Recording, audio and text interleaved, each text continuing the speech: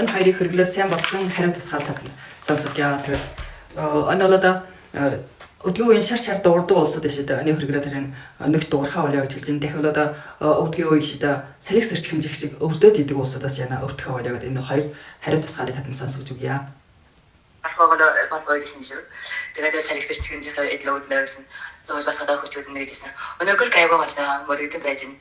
Тэгээд тэрнээс нэргээд игээ дугаадаг байсан нэг баруун байх мөрөгдөн байж байна. Тэрнгөр шатхад дугаархаа яа нэг бүдгөө нэг дугаадаг байсан шүү дээ. Тэр надад гайгүй юм байна шүү. Тэгээд одоо дахин тэр өвдөг дээр тэр өмнө одоо нэг хоёроос авах гэж бодож байна. Тэгвэл өнөг нь шидэ. Тэгээд чамын болох байна гэж бодчих.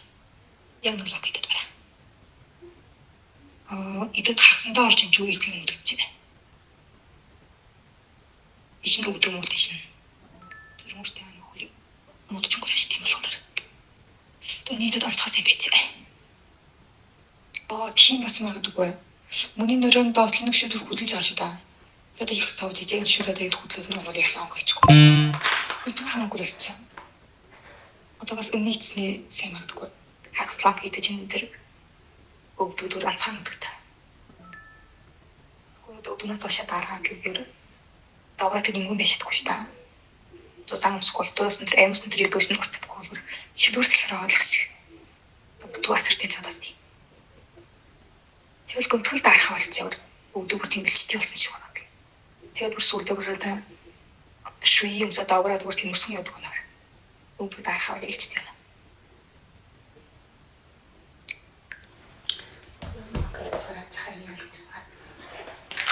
Энэ хоёрын идэд сайн болж байгаа улсууд олон гарч байна.